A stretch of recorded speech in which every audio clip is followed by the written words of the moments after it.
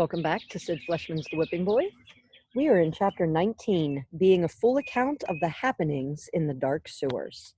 Jemmy headed for the only safe place he knew, the sewers. He scrambled along the docks, and the prince dogged him every step of the way. Jemmy turned on him like a cornered rat. "Ain't you done enough? You've got a prize put on my head. Go home and go to blazes." "But you're my friend," the prince stated, as if he were issuing a royal decree. "Don't count on it," replied Jemmy. He started down stone steps to the river, but the prince stopped with a sudden urgent yelp. "Look!" Looming up on the cobbled wayside came the hulk of Hold Your Nose Billy, with Cutwater following as close as a cow's tail. Jemmy didn't wait to be spotted, but it was too late. The big outlaw, his hair and beard looking bonfire red under the bright sun, gave a distant yell and altered course. Jemmy and the prince took the stairs in leaps. The tide was coming in and the mud flat had shrunk to the width of a path. Jemmy led the way through a tarred forest of wharf pilings and over a derelict river barge. He leaped off into the shallow water. He could already see the great brick mouth of the main sewer. "Don't leave footprints in the mud," he warned. They splashed along the water's edge and were there. The arched sewer stood tall enough for a horse and a rider. Jemmy leaped the mud and was in, but the prince balked. "It's black as night in there. Jump, quick!" The prince steeled himself and made the leap. Jemmy advanced into the tunnel, but the prince held back. "Follow me. We'll be lucky if they didn't catch sight of us." The prince stood terrified of the darkness ahead. He turned dead white. Jemmy made a grab and yanked the prince after him. "You'll get me caught." I'm scared, Jemmy." "Don't fret about the dark. There are rats in here. Even grown men are scared of them. Hang on to me." Deeper and deeper, darker and darker, they sloshed through the cavernous sewer. The gutters of the city overhead had dried, but old rain seeped and dripped down from the glazed brick walls. Soon the mouth had receded to little more than a pinhole of light, and Jemmy stopped to catch his breath. "Blacker than a stack of black cats in here, ain't it? We should come to another passage before long. They'll never find us. Ease off my arm. You'll break it." "Jemmy," hardly above a breath, the prince's voice was stiff with fear. "Jemmy? Not Jemmy from the streets? Not boy?" The wonder of it, Jemmy thought, like we was old knockabout friends from the streets. "I wish I were like you," muttered the prince. Jemmy was amazed. "Like me? You're not afraid of anything." "Course I am. I'm afraid your pa'll hang me." "Not likely." Jemmy gave a small snort. "Not likely, unless you give away my hiding place down here." "Do you think I'd do that, Jemmy?" "I don't know. Let's keep moving." As they edged along the wet walls, Jemmy gave his reply second thought. He wronged the prince. This wasn't the same Prince Brat who had run away the night before, bored with his own meanness and haughtiness and cruelty. "Reckon I do trust you," said Jemmy. And the prince replied, "I won't go back to the castle unless you go with me." "Gah!" The main sewer branched off, and Jemmy had to stop to get his bearings. "Careful," he thought. "That passage to the left leads to the brewery. You could get eaten alive. Keep to the right branch." In the hollowness of the sewer, there came a soft scurrying of feet, and then a distinct squeaking sound. The prince's fingers locked on Jemmy's arm like a manacle. "Nothing but a rat," Jemmy said. "Two of 'em, but don't worry about it yet. Dark ain't so bad if you know what's in it. Like off to the left, so hang on to me." The prince's voice was almost inaudible. "What's to the left?" "A brewery overhead. They empty their used-up grain down the sewer, and the rats feed and breed by the hundreds. They grow big as street cats and short-tempered. They'll swarm all over you and hang by their teeth." Still clinging to the birdcage, Jemmy continued feeling his way along. He wondered how he'd ever felt at home in these dank and smelly sewers. Then a sudden flicker of light from a side passage stopped him. He peered down the tunnel and saw a figure with a candle fixed to the stiff bill of his cap.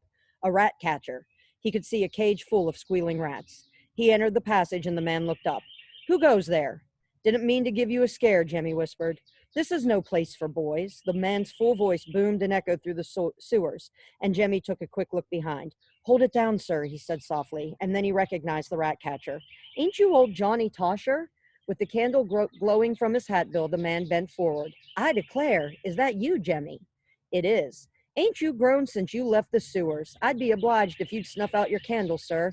There's bloodthirsty ruffians after us." "Speak up," said the old man, cupping a hand to his ear. "Is it true you've got taken up by the king himself? That's the gossip. What are you doing back in the sewers?" "Running for our lives." "Eh? Your candle will give us away." "What's that?"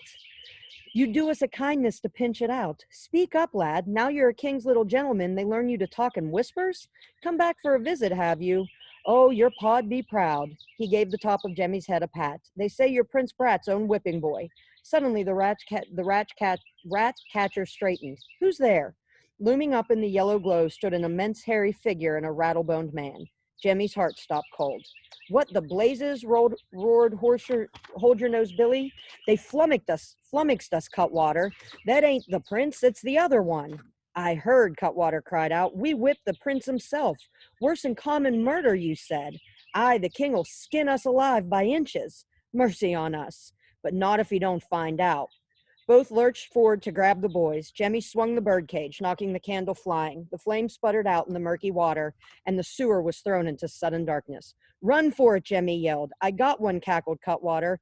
That's me you got, bellowed the rat catcher. You scurvy riffraff. Who are you? Jemmy flattened himself against the wall and found the prince already there. He heard a splash and a curse as Hold Your Nose Billy must have tumbled over Cutwater and the rat catcher. In an urgent whisper, the prince asked, which way? Jemmy made an instant decision. The villains might be able to run them down in the smaller side channel, back to the main sewer. He gave the prince's sleeve a quick tug, and the prince reached out for Jemmy's hand. Off they went, linked together, while the outlaws untangled themselves. Which way did they go? Cried out Cutwater. Listen for 'em. Jemmy froze. He didn't breathe. He waited, and he became suddenly aware of the prince's hand clasped in his own.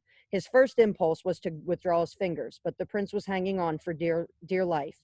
It was the same as a handshake, and he remembered the prince's own words. It felt friendly and trusting. But gaw, the wonder of it, shaking hands with Prince Brat. Stop where you stand, warned Hold Your Nose Billy. Wherever you are, we'll catch you, added Cutwater. You'll never make it out. Which way is out? Snapped the big outlaw. The same way you came in, answered the rat catcher. Put your back to the breeze from the main sewer. That was wrong. Good old Tosher, Jemmy thought. He meant to send them off in the opposite direction. Jemmy tugged on the prince's hand, and they scuttled along the wall toward freedom. A moment later, Jemmy could feel a stronger breeze, and he knew that they were in the main sewer again. Noses to the breeze, they could make a run for the river, but in a sudden elation, Jemmy banged into the wall with the birdcage. His hair rose. The clatter was loud enough to wake the dead, or bring the villains running. Jemmy made an abrupt turn, pulling the prince deeper into the main sewer, and he whispered, They'll see us against daylight before we can get out. More holes than wormwood down here. We'll duck into another side tunnel, but if we break loose, don't lose your bearing. The brewery's dead ahead. The sound of feet sloshing through the water silenced them. Jemmy felt desperately for the mouth of the side tunnel, but Hold Your Nose Billy and Cutwater had already rushed out into the main sewer. Which way, Billy? Muttered Cutwater. Jemmy flattened himself against the grave-cold wall, but the prince seemed suddenly to rebel at being chased down like a sewer rat. He yanked the birdcage out of Jemmy's hand and flung it with all his might. It banged and clattered off the bricks in the direction of the brewery. What's that? Cried out Cutwater. Them is what? Put your back to the breeze, straight on. They barged ahead. Only moments later, old Tosher appeared across the great sewer, a fresh candle lit on the bill of his cap. And then Hold Your Nose Billy and Cutwater came flying back. I'm bit! Help! Grain-fed rats were swarming over the two of them, nipping and biting and clinging like leeches. In the light of the candle, Cutwater waved his arms wildly. He screeched, and the hairy outlaw bellowed. I declare, said the prince, they look like they're wearing fur coats. Chapter 20, in which the sun shines, and we learn what befell the whipping boy, the prince, and everyone else. Standing in the clear sunshine, the prince breathed in the sweet fresh air. Then he looked Jemmy squarely in the eyes. We're going back to the castle. Not me. Your paws put a price on this head o' mine. No thank you, Prince. I don't fancy doing a jig from the end of a rope. Where will you hide for the rest of your life? In the sewers? I'd have them searched end to end. Gah, what a fool he'd been to let the prince in on his best hiding place. Jemmy was on the verge of running, but where to? How far could he get? You said you trusted me, declared the prince, but I can see you didn't mean it. I meant it, but up to a point. Then follow me. It was a command. Jemmy swallowed hard and followed. They weren't at the castle gates yet. He'd think of something. The prince led him back onto the fairgrounds and searched out Betsy and the hot potato man. You've served your prince nobly, he announced. What are you talking about, lad, replied Captain Nips. Hot potatoes. The king had offered a reward for the whipping boy. Here he stands. Turn him in. And Jemmy stood dumbfounded. He felt betrayed. Gaw. Betsy flashed her eyes. Turn Jemmy in. I'll do no such thing. I command it. Who are you to command anything? I'm Prince Brat. Ha! Run for it, Jemmy thought.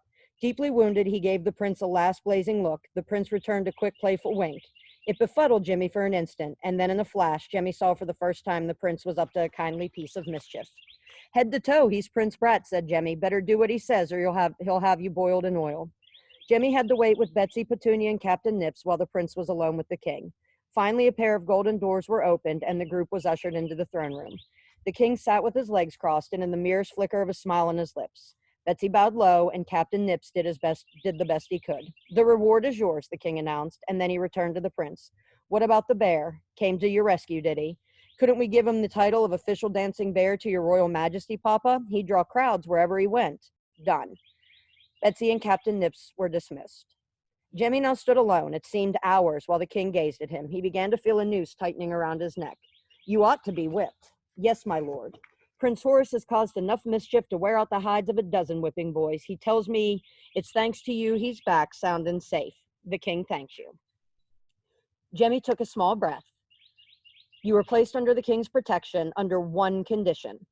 He has sworn to do his lessons, blow out his night candle, and otherwise behave himself." Jemmy's eyes flicked to the prince. "Gaw," he thought, "you must want me for a friend awful bad to promise all that. So help me, for if it's a friend you ran off looking for, it is a friend you found." "Dismissed, then, both of you," said the king, "but do change out of those smelly clothes." Retreating toward the golden doors, the prince beside him, Jemmy felt a sparkle rise into his eyes. "You got me off without so much as a single whack. I couldn't bear all the yowling and bellowing. I wouldn't yowl and bellow, but I would, Jemmy," and Jemmy caught the twinkle in his eyes.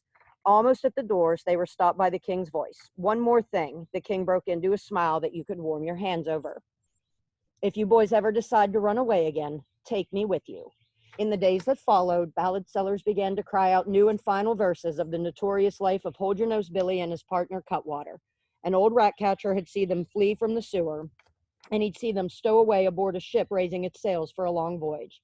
It was a convict ship bound for a speck of an island in the distant waters. A convict island. The end.